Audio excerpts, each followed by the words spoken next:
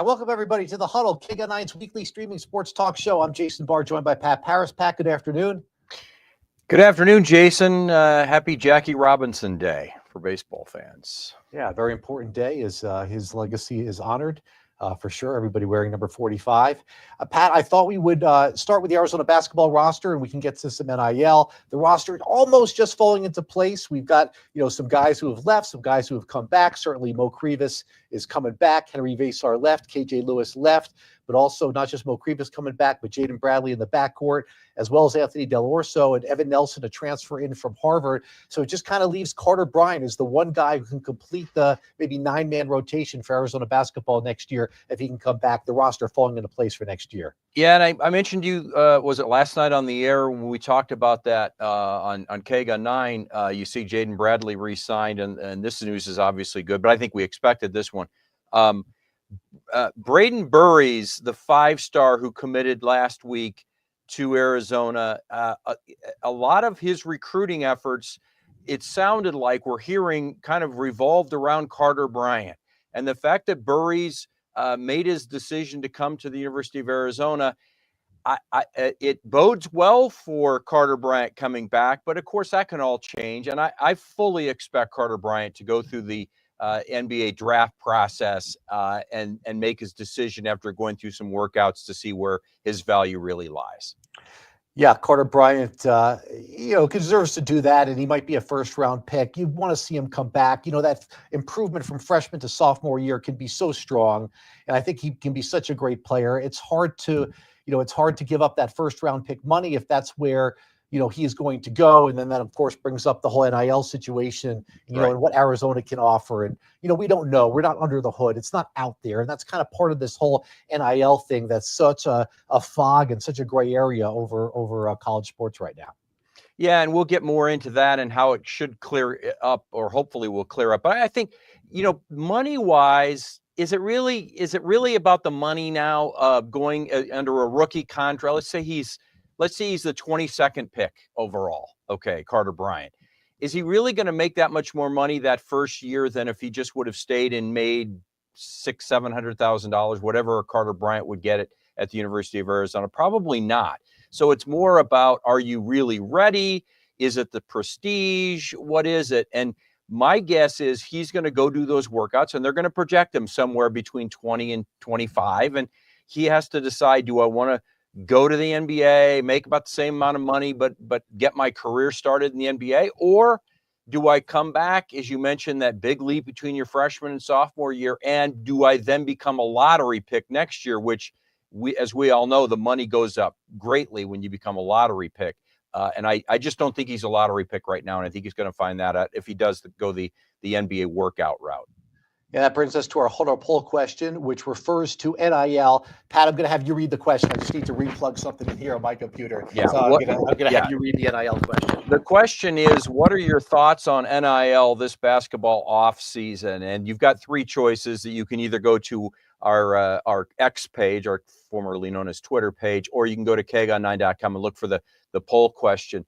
Roster change too chaotic is A. B is fair, players deserve it. Or C, unsustainable. And I would say, Jason, as you get your audio situation rectified, I think you did a great job of coming up with 3 answers where you can say, okay, I can find all 3 of these. I can find some truth in all 3 of these. It has been so chaotic the last few years since this all began, and what we've seen out of the University of Arizona this year was even a little less chaotic than last year for men's basketball. Fair, be fair, players deserve it. Of course they deserve it. I was a college athlete myself in Division I, Jason, and I didn't get any money. I didn't even get money for a ham sandwich on Sunday nights when the dorm was the cafeteria was closed. Or C, unsustainable. And I think I pick C in this in its current form. I don't believe this is sustainable. The haves. That's what I picked too.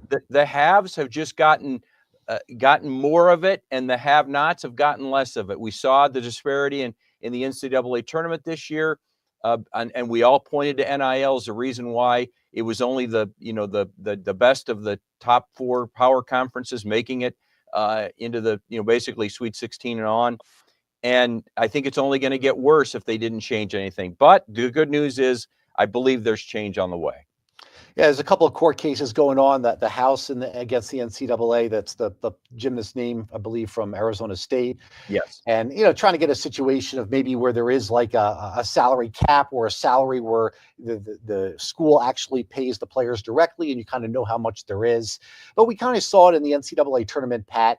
The upsets weren't there, Yep. and the group of 5 teams, they've had their players rated by the Power 5. And you don't see a player stick with a group of 5 team for a couple years and then produce the upsets, that we've had before. And I think that's kind of taken away a little bit of the college basketball March Madness tournament.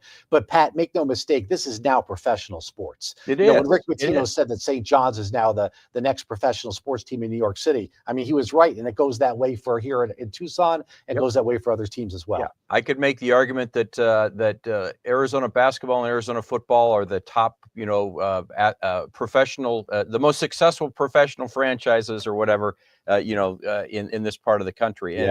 And really what it gets back to is the inability with these booster funded collectives, the inability to even manage, maintain, keep any semblance of order of who's getting paid and how much they're getting paid. And athletes, how much these stories aren't very well reported, Jason, if they're reported at all, but there are a lot of athletes that go, and we know there was an issue at ASU with basketball and nobody can really grasp their hands around it. But there was a promise for a Netflix show this past season for the Sun Devils, and it didn't happen. And there was a mass exodus of the top players because they didn't get their NIL money. That can all go away with this House settlement and a $20.5 million cap. Every Power 4 conference team in America will have a $20.5 million cap. Now, the mid-majors will have a $20.5 million cap as well. They don't have the revenue coming in to support that, but everybody has a level playing field. They go back to a monitoring system where boosters can't just feed money in to the pockets of the players. They have to feed it into the athletic program and let the athletic program dole that money out. It just seems well, that's the other step, though. If they just have that money that you mentioned, that $20.5 million, and the schools allocated to which sport they want, but how do you know what's not coming from the side, though? That's what they're going to go back to, and that's part of the committee that Desiree Reed-Francois is on, the Arizona athletic director. They're going to implement rules that will put it back to where it was before in a lot of ways, and that is to say, you can't just I'll just use an example. Mr. Ons can't just go to Carter Bryant and say, "Do a commercial for us, and here's $50,000." It's not going to be like that anymore. It should revert. That's the plan. Now, then there's going to be lawsuits on that, right? You hear agents coming out and saying that takes away from the free marketplace. Yes, but what you're saying is these athletes, while not employees of the universities, are part of a sports team, and they're being paid as a member of that sports team, and so you can then control what the outside forces are, so you keep some semblance of, and I know it's not even accurate anymore to say it, but amateur sports. In other words, you're going to pay them for that name, image, likeness of being an Arizona basketball player, but you're going to be limited on what you can do beyond that because it's gotten out of control. And it again, the haves have gotten wealthier and the have-nots have gotten poorer. And that's what you got to get rid of. Yeah, I don't see this ending anytime soon, Pat. Somebody's not going to be happy. Somebody's going to file a lawsuit. It's just going to be an ongoing thing, I'm afraid. It's just it's not a situation that I think is going to get resolved, and then all of a sudden we're going to be happy with what it is, and this is going to be okay. There's going to be further lawsuits and everything until this eventually comes to where it is. But one other. With those agents wanting that free marketplace because they want as much money for the players so they can get paid as much as they can possibly as well. One other thing that has to happen in the state of Arizona, there are other states. I know, and when I talked to Desiree Reed-Francois about this a month and a half ago, she said, when she was at Missouri, at Mizzou, the state of Missouri already had in place laws that allowed for this NIL, and the state of Arizona didn't. Now they passed those laws when NIL happened. So yes, players can be paid, and so they are here in the state of Arizona, but they need to tweak that law, and it's in the state legislature right now. The Senate Bill 1516 is making its way through, and it will basically take whatever the finalized version of the House settlement is. It'll take that and allow that to be implemented by NAU, ASU, and U of A. Basically, the $20.5 million for both U of A and ASU. Well, Arizona women's basketball, speaking of the transfer portal, added a player today. Her name is Michaela Purdue. She's from Cleveland State. Arizona is going to be her fourth team, right? Cleveland State, she was the Horizon League Player of the Year last year, averaged 20 points a game. Obviously, averaging 20 points a game in the Horizon League is not the same as playing in the Big 12. Before that, she was at Toledo, and I believe she began her career at Glenville State. So, she's been around, but Arizona needs players right now for sure. And, this is going to be a little bit of a rebuilding year for the new head coach. Absolutely. Becky Burke, I don't think we need to expect too much, but, this is one of the players that they're going to have and they're going to go with for next year. Well, she brought a few players with her, right, from Buffalo as well. Yeah. And so we'll see. You just want to give her that first year, see how things go. And again, the NIL will play a big part in Becky Burke's recruitment. It'll play a big part in all of women's college basketball. And here's you talked about all the legal challenges that could come, the lawsuits that could be coming down the road once this House settlement is implemented on July 1st. That's the plan anyway. I think you're going to see a lot of female athletes sue, because there's some Title IX implications here, Jason, that may fall into place when you're taking $20.5 million and 70% of it is going to football and 10% is going to men's basketball, and the rest has to go, or I think maybe some schools are going to 80% football and 10% men's basketball. And then all of a sudden you're down to 10% to divide up between all of the Olympic sports and women's sports. How legally does that fall into place under Title IX? I'm not sure. I'm really not sure. So Adia Barnes made some comments on the way out. Definitely last week we addressed her leaving for SMU, but she made a comment that she apologized for on X about some schools weren't supporting women's sports and they were hiring mid-major coaches. I don't really think that she was referring to Arizona specifically. It just happened to be that day. No, a lot of people thought maybe she was referring to the Auburn situation, a job that her name at least was floated for. And I believe they went with a Norfolk State coach at Auburn, if I'm not mistaken. Yeah. And so, I talked to some fans at High Corbett Field, the baseball stadium. I was there for another story this week. And, I kind of got, what do you think? And I heard some mixed reaction. I heard some fans saying, hey, obviously there was something not right. I think you could tell that there was something not right. So, I just hope that there isn't a big drop off in fan attendance for Arizona women's basketball, because, 10 years ago, there was nobody there at those games, and Adia brought the crowds out. Say what you want. She had star power. So I hope, the fans come out for Becky Burke, and she's able to reach out to the community as well, because you don't want to see that drop off in attendance. Well, the rise in attendance, without question, correlated with Arizona basketball, women's basketball's trajectory upward under Adia Barnes. But it also came when there was an overall nationwide, ascension of women's basketball. And so I'm hopeful, and I know fans that and friends of ours that have season tickets to women's basketball, and they enjoy it more in a lot of ways. And it's not the same game, and that's okay. It's still very enjoyable. And some fans have really kind of locked into that and appreciate the women's game. And I don't think there's going to be a huge drop. I think there's going to be a little. I mean, there are always going to be some. There's probably some people that were just such big Adia Barnes fans, right, that they're disappointed, and maybe they won't renew their season tickets. But I have a feeling they're going to support Becky Burke here for the time being. And it's like anything, Jason, Tucson's not unique to this situation. You got to win. And if you don't win, you don't show up. Arizona football went through some horrible times a few years ago, and then things elevated back up and people started showing up again. Men's basketball has always been good. They always show up. Women's basketball has been a place to, kind of an event to be a part of. You just got to win. You got to keep winning. You got to find a way to get back to winning some games, more so than what Adia Barnes was able to do the last couple of years. Yeah, and year 2 is usually where there's some improvement made. Actually, in the Dia Barnes situation was year number 3, for her when they won the WNIT. So it's going to take a couple years, and fans are going to need to be patient. But yeah, I mean, it can happen sooner. With the transfer portal, that's the other thing. It can accelerate things to the upside sooner, and it can decelerate things as well, to the downside if you lose all your players. So yeah, exactly.